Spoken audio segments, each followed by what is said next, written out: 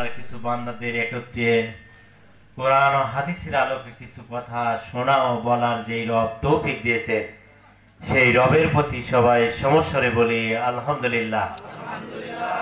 আজকে বিলচলন ইউনিয়ন কর্তৃক 1 নম্বর ওয়ার্ড কর্তৃক আয়োজিত সুধী সমাবেশ এবং সাধারণ সভা, আজকের এই অনুষ্ঠানে প্রধান অতিথি হিসাবে আছেন আমাদের চাটমোহর উপজেলা শাখার সংগ্রামী সেক্রেটারি, বিশিষ্ট আলেমে দ্বীন এবং আপনাদের এলাকার কৃতি সন্তান মাওলানা হাবিবুর রহমান, এবং আজকের এই প্রোগ্রামের সম্মানিত পরিচালক ও এই বিলচলন ইউনিয়ন শাখার সম্মানিত সভাপতি আমার বন্ধুভর নাসির উদ্দিন, এবং উপস্থিত আছেন ইসলামী ছাত্র শিবির ঢাকা বিশ্ববিদ্যালয় থেকে সংগ্রাম করে আছেন এবং চাটমোহর পৌর শাখার সংগ্রামী সেক্রেটারি আপনাদের পরিচিত মুখ আমার ভাই সাদ্দাম হোসেন সহ ইসলামী আন্দোলনের ভিন্ন পর্যায়ের দায়িত্বশীল ভাই ও কর্মীরা, আসসালামু আলাইকুম ওয়া রাহমাতুল্লাহ। আসলে আজকে আমাদের দায়িত্ব করণী, আল্লাহ তাআলা আমাদের যে সৃষ্টি করেছেন, আল্লাহ তাআলা একটা উদ্দেশ্য আছে না? অবশ্যই উদ্দেশ্য আছে।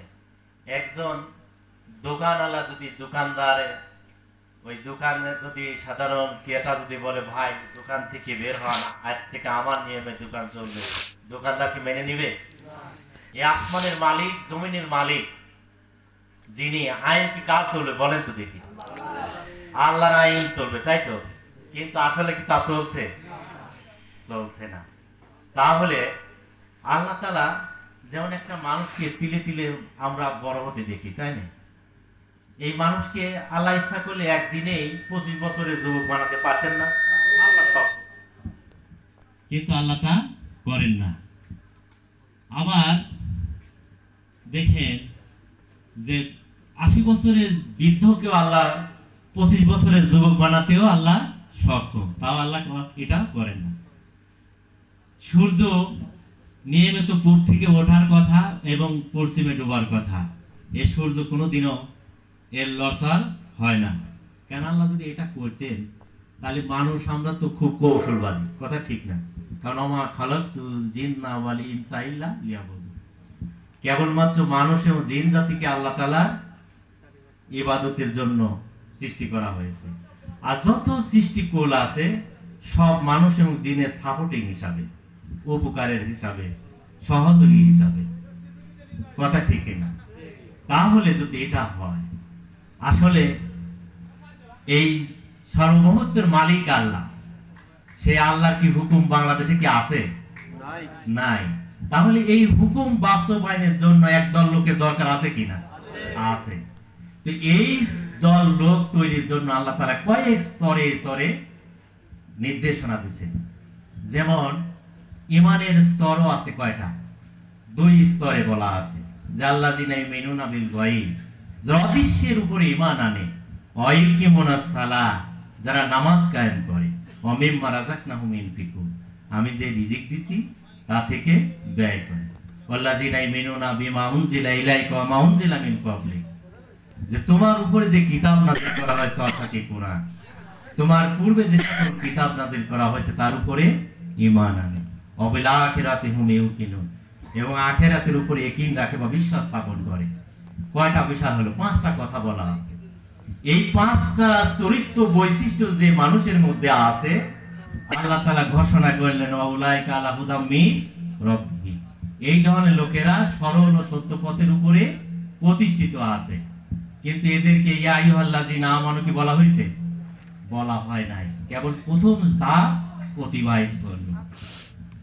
দ্বিতীয় ধাপে আল্লাহ তাআলা সূরা আনফালের মধ্যে বললেন ইন্নামাল মুমিনুনা আল্লাযিনা ইযা যুকিরাল্লাহু জিলাত কুলুবুহুম ওয়া ইযা তুলিয়াত আলাইহিম আয়াতুহু যাদাতুহুম ঈমানা ওয়া আলা রাব্বিহিম ইয়াতাওয়াক্কালুন, যে সচ্চা মুমিন তো তারা যাদের দিলে যখন আল্লাহর কথা স্মরণ হয় তাদের হৃদয় কেঁপে ওঠে, এবং তাদের সামনে যখন এরকম কোরআনের আয়াত তেলাওয়াত করা হয়, বলা হয়, তাদের ঈমানটা বেড়ে যায় আর তারা ভরসা করে কার উপরে?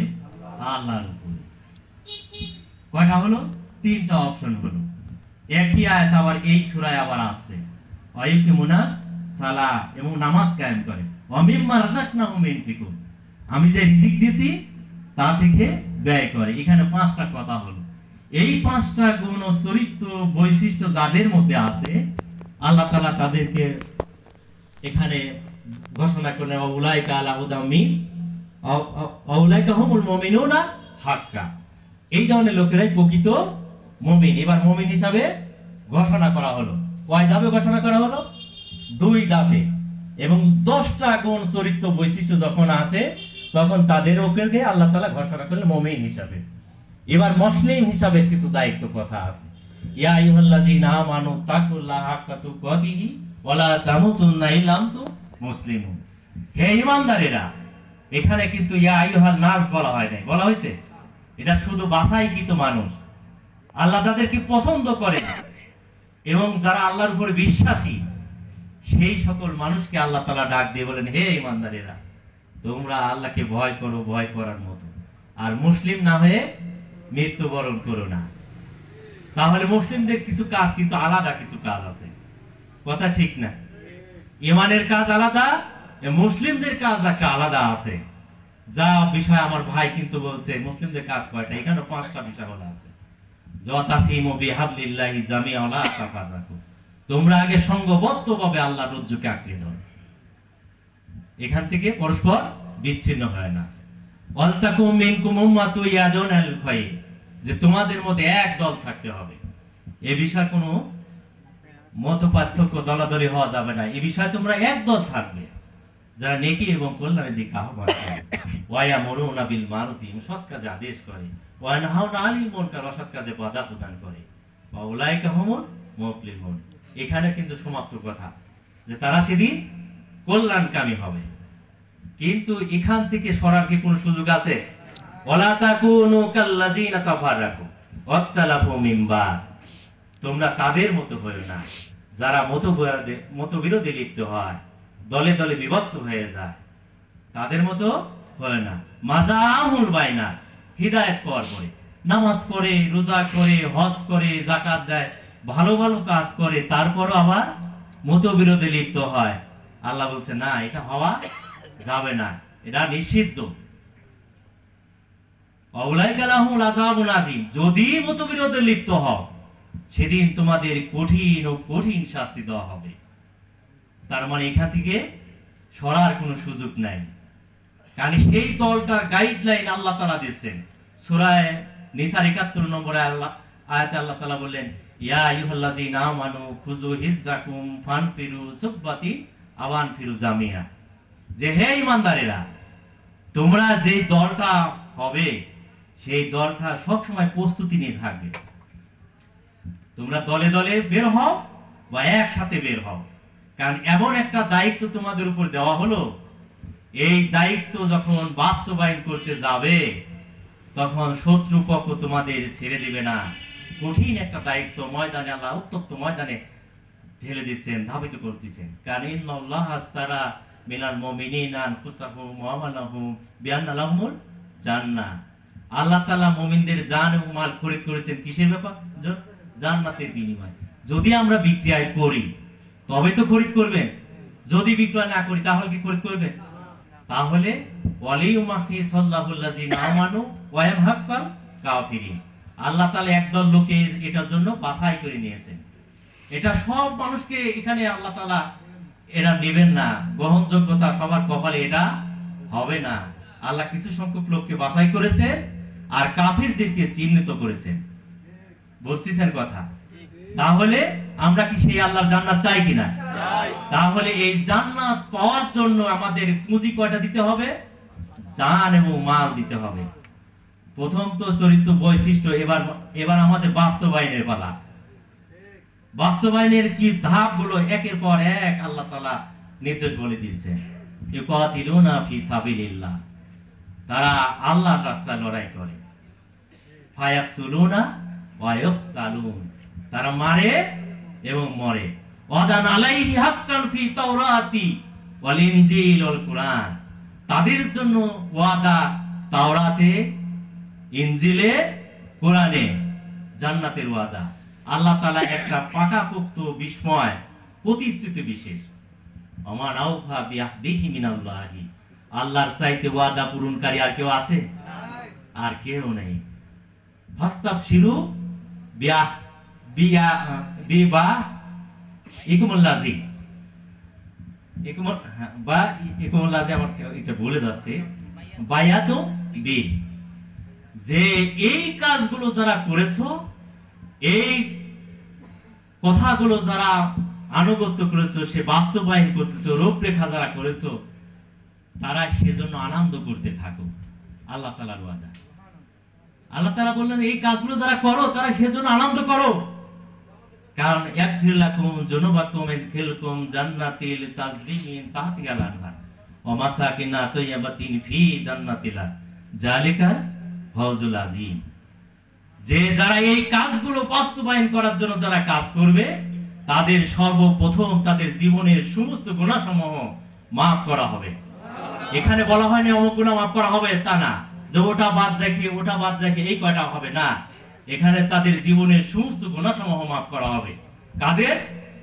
যারা আল্লাযীনা ইমাক্কামহুম ফিল আরদি ওয়া আকামুস সালাত ওয়া আতাউজ যাকাত ওয়া আমারু বিল মারুফি ওয়া নাহু আনিল মুনকার, যারা আল্লাহর জমিনে 7টা আইন বাস্তবায়ন করবে। 1 নম্বর নামাজ কায়েম করবে, 2 নম্বর যাকাত আদায় করবে, 3 নম্বর সৎ কাজের আদেশ করবে, 4 নম্বর অসৎ কাজে বাধা প্রদান করবে। এই 4টা কাজ যারা বাস্তবায়ন করবে, এই বাস্তবায়ন করতে যা যা লাগে, জান এবং মান লাগে সর্বপ্রথম, কথা ঠিক আছে না? আবার অন্য জায়গায় আছে আল্লাহর উপর ঈমান আনা, আল্লাহ এবং রাসূলের। তো যাই হোক, এই কাজগুলো যারা দিয়ে করবে, তাদের সর্বপ্রথম পুরস্কার হিসাবে কি? তাদের জীবনের সমস্ত গুনাহসমূহ আগে মাফ করে তাদের পবিত্র করা হবে। আর তাদের এমন একটা বাগানে প্রবেশ করানো হবে, সেই বাগানে ঝর্ণা দ্বারা প্রবাহিত থাকবে। সেখানে এমন ঘর নির্মাণ করা হবে, সেই ঘরে তারা অনন্তকাল থাকবে। তাহলে এর চেয়ে ভালো খবর, সুখবর কি আর কোথায় আছে? এত সহজ রাস্তা জান্নাত পাওয়ার কি আর আছে? যেই কাজগুলো করলে গুনাহ মাফ পাওয়া যায়, যেই কাজ করলে একটা বাগান পাওয়া যায়, যে কাজ করলে বাড়ি পাওয়া যায়, তাহলে এর চেয়ে সহজ রাস্তা নাই। ওয়ান্নিবু ইলা রাব্বিকুম, ফিরে এসো তোমার রবের দিকে। ওয়াসলিমু লাহু মিন ক্বাবলি, এবং তোমার রবের অনুগত হয়ে যাও। আয়াত ইয়াকুমুল আযাব, আযাব আসার পূর্বে সুম্মা লা তুনসারুন, সেদিন কোন দিক থেকে সাহায্যকারী বন্ধু অভিভাবক পাবে না। পাওয়া যাবে না। এই একমাত্রই বন্ধু তিনিই, যিনি হচ্ছে বিশ্ব নবী জনাবে মুহাম্মদ রাসূলুল্লাহ সাল্লাল্লাহু আলাইহি ওয়াসাল্লাম। তাহলে বাংলাদেশ জামাত ইসলামী তাদের প্রথম স্লোগানটা কি স্লোগান হয়? আমার নেতা, তোমার নেতা বিশ্ব নবী মুস্তাফা, নারায়ে তাকবীর, আল্লাহু আকবার। এই স্লোগান ছাড়া কি আপনারা কোনোদিন দেখছেন জামাতের স্লোগান বাইরে কোনো স্লোগান আছে? অন্য সব দল আপনারা দেখছেন, তাদের স্লোগান দেখছেন, জামাতের স্লোগান দেখছেন। অন্য সব মঞ্চের বক্তৃতা দেখছেন, তাদের বক্তব্য আর জামাতের বক্তব্য, নেতাদের বক্তব্য আলাদা আছে কিনা? আপনারা কি রাজসাক্ষী? তাহলে রাজসাক্ষী হওয়ার পরেও যে জাতি এই কোরআন থেকে বিচ্ছিন্ন হয়ে যায়, তার হতভাগা সেদিন দুর্ভাগা ছাড়া কিছু হওয়ার আছে? কুল্লুহু মাতিহি ইয়াউমাল কিয়ামতি ফারদান, কিয়ামতের মাঠে প্রত্যেক দল, প্রত্যেক ব্যক্তিকে জনে জনে ডাকা হবে। ইয়ামানাদু কুল্লাউ নাসিম বিইমামিহিম ফামান উতিয়া কিতাবাহু, কিয়ামতের মাঠে প্রত্যেক দল ও দলের নেতা সহ আল্লাহ হাজির করবে এবং কিতাবাহু মানে আমলনামা হস্তান্তর করা হবে। ইয়াউমা তাবিয়াতু যু ওয়া তাসওয়াদু যু, যাদেরকে ডান হাতে আমলনামা দেওয়া হবে তাদের চেহারা মোবারক উজ্জ্বল হয়ে যাবে, আর যাদেরকে বাম হাতে আমলনামা দেওয়া হবে তাদের চেহারা মোবারক কালো কুচ্ছিত হয়ে যাবে। ওরা তখন বলবে, আল্লাহ আমাদের বাম হাতে দেওয়া হলো কেন? আমরা তো দুনিয়া নামাজ পড়তাম, রোজা করতে, ভালো ভালো সব কাজ করতাম, কিন্তু আমলনামা আমাদের দল ধরে বাম হাতে হলো কেন? এটা হলো আল্লাহ তাআলা সেদিন বলবে, বান্দা ওই জমিন ছিল আমার, আইন ছিল আমার। আমি তো আগেই বলেছি, এই আইন বাস্তবায়ন থেকে তোমরা যদি 1 বিঘা পর্যন্ত দূরে সরে গেছো, আর এই অবস্থা যদি মৃত্যুবরণ করেছো, তাহলে সেদিন তোমাদের হতভাগা ছাড়া কিছুই নাই, কুফরি হালতে মৃত্যু, যত সে ভালো কাজ করবে।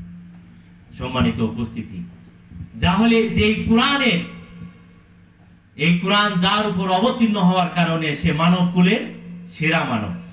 এই কোরআনকে যদি একটা ন্যাকড়া দিয়ে যদি পেছানোর কারণে আমরা ওই ন্যাকড়াকে চুমু খাই না, চুমু খাই কিনা? তার সম্মানে এই কোরআন যে রাতে নাজিল হওয়ার কারণে হাজার মাসের চাইতে উত্তম রাত, কারণ নাজিল হওয়ার কারণে এই কোরআন দিয়ে যারা জীবন যাপন করে, তাহলে সেই মানুষের যদি মান যদি বৃদ্ধি হয়ে যায়, দামি মানুষ হয়ে যায়, যদি এই কোরআন দিয়ে রাষ্ট্র সমাজ যদি চলে, তাহলে সেই রাষ্ট্রের মান বাড়বে না কমবে? তাহলে আমরা কি এই কোরআন দিয়ে রাষ্ট্র চলুক, সমাজ চলুক, পরিবার চলুক, এটা কি ওয়াদা করতে পারি না? আমরা কি এই কোরআনের পক্ষে আছি না? আলহামদুলিল্লাহ। এই কোরআনের সহবতে আসার কারণ এখানে দুইটা জিনিস। অনেকেই যেমন হযরত আবু বকর রাদিয়াল্লাহু আনহু যখন এই রাসূলের কাছে ঈমান আনলেন, মুসলিম হলেন, উনি বড় ব্যবসায়ী ছিলেন, তার ব্যবসায়ী সম্পদ সব বিলিয়ে দিলেন। হযরত খাদিজা রাদিয়াল্লাহু তাআলা উনি ছিলেন সেই যুগ শ্রেষ্ঠ ব্যবসায়ী ছিল। রাসূলের কাছে যখন ঈমান আনলেন, বিবাহ হলেন, সব সম্পদ বিলিয়ে দিলেন।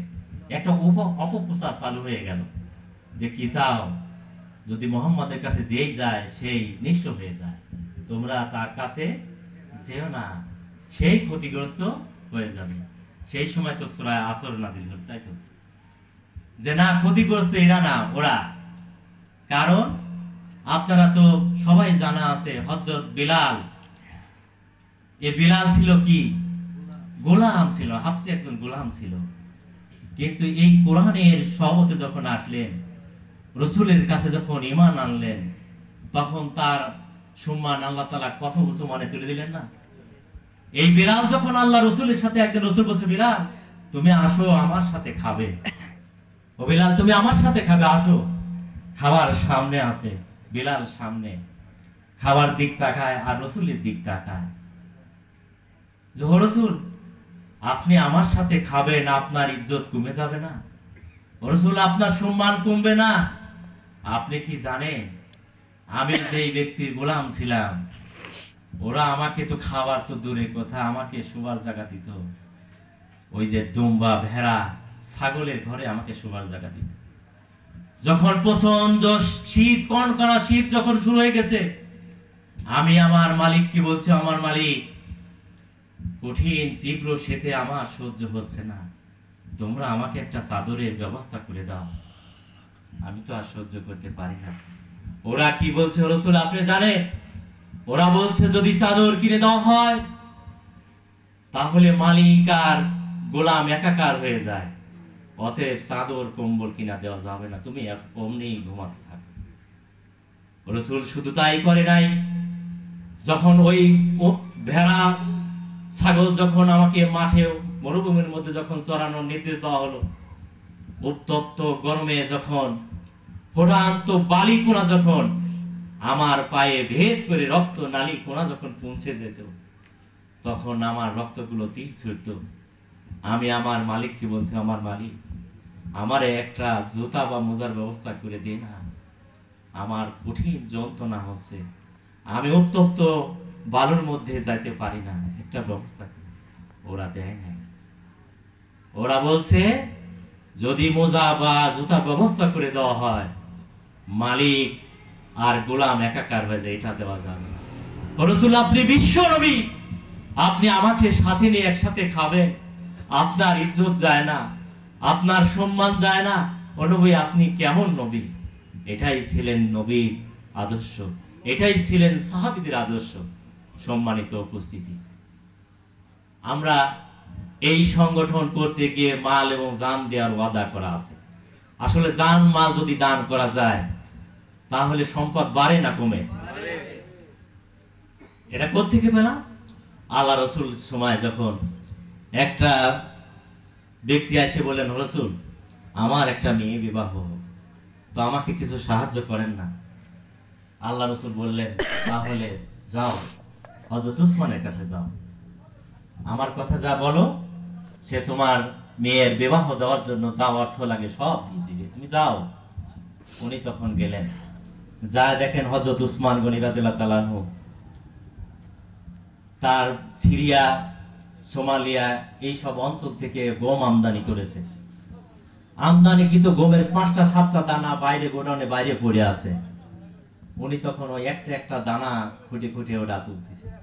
এই দৃশ্য দেখে ওই পথিক তখন ফিরে চলে যায়, যায় বললেন, রসুল আপনি কারে কাছে পাঠালেন? আমি যা দেখলাম তার দৃশ্য এরকম, 5টা দানা মাত্র পড়েছে, যে এই 5টা দানা মায়া যে মমতা সামলাতে পারে নাই, ও যে টাকা দিবে সেই টাকা দিয়ে আমার মেয়ের বিবাহ হবে না রসুল। বললেন, না তুমি যাও, তার কাছে কি কথাটা বলেছো? বলা হয় নাই, তুমি যাও, আমার কথা গিয়ে বলো। এবার দ্বিতীয়বার ফিরে গেলেন, যাওয়ার পরে এবার যায় দেখে ওই আমদানিকৃত মালামাল নিয়ে যখন আসছে, আসার পর তার হিসাব রক্ষকের সাথে হিসাব নিয়ে বসে আছে।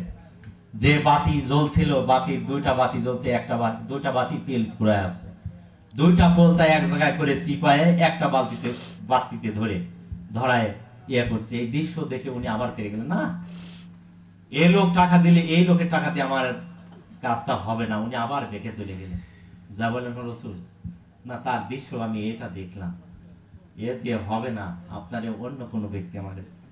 বলছে, তুমি কি তার কাছে আমার কথাটা বলছো? না, বলা হয় না। তুমি যাই এবার যত দৃশ্য দেখো, তুমি আমার কথা যা তারে বলো, তারপর কি করে তুমি সেটা তা দেখতে পাও। এবার উনি তখন চলে গেলেন তৃতীয়বার। যাওয়ার পরে যখন উনি বসে আছে, হিসাব রক্ষকের কাজ শেষ হয়ে গেছে, এই সময় বসে আছে, বলছে যে আল্লাহ রসুল আপনার কাছে আমাকে পাঠাইছেন কিছু সহযোগিতার জন্য। কি?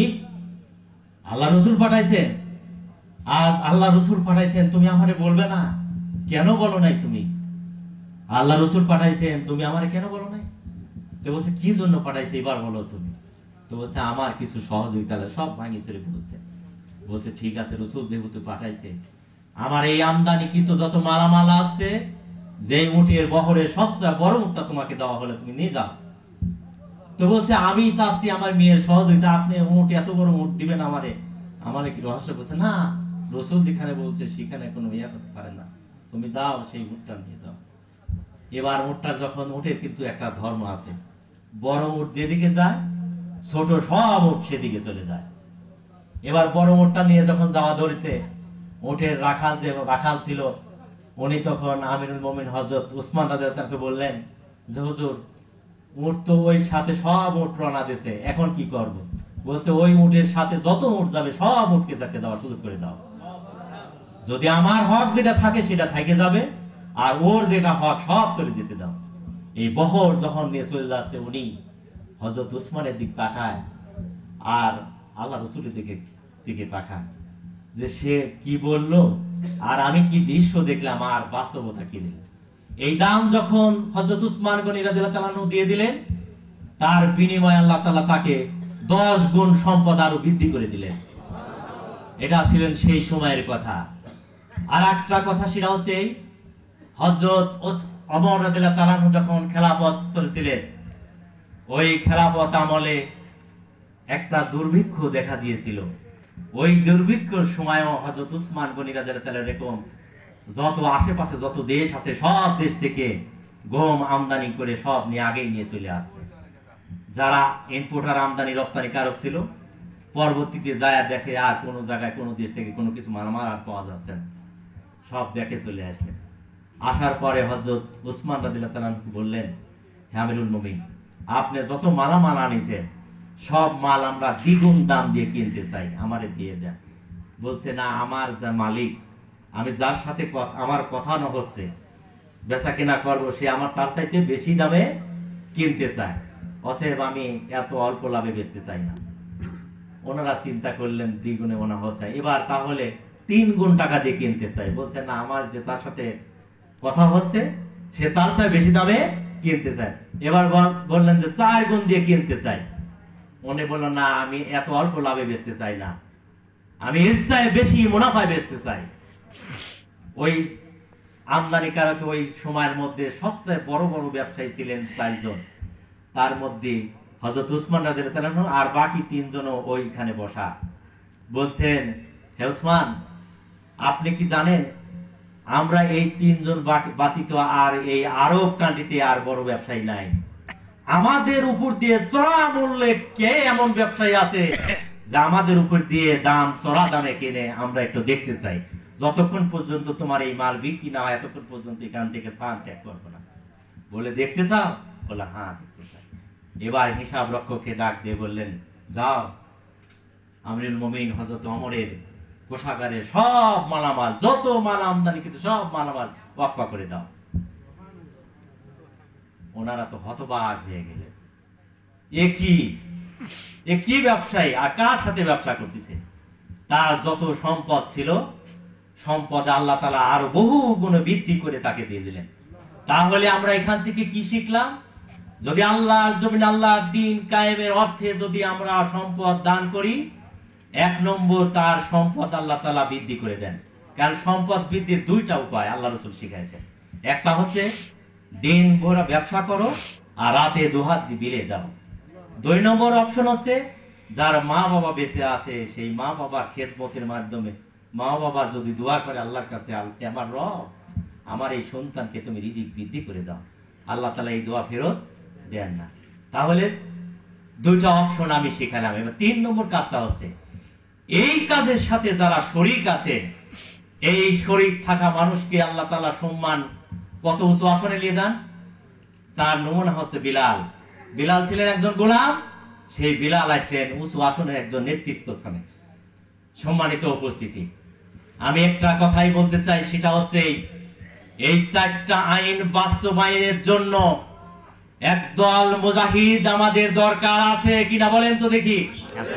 যেমন আল্লাহ রাসূল, যেমন প্রথম যুদ্ধটা ছিল বদর সংগঠিত হচ্ছিল, এই বদর যুদ্ধের পূর্বে আল্লাহ রাসূল বললেন, একটা দাওয়াতি দিয়ে সকল সাহাবীর উদ্দেশ্যে ভাষণ দিলেন, ও আমার সাহাবীরা, আমরা যদি আগামীকাল সক্ষমভাবে আমরা যদি প্রতিরোধ গড়ে তুলতে পারি, তাহলে আল্লাহর জমিনে আল্লাহর দ্বীন কায়েম করা আমাদের জন্য সহজ হয়ে যাবে। আর যদি সক্ষমভাবে আমরা না করতে পারি, তাহলে আমরা আল্লাহর জমিনে আল্লাহর দ্বীন কায়েম করা আমাদের জন্য খুব কঠিন হয়ে দাঁড়াবে।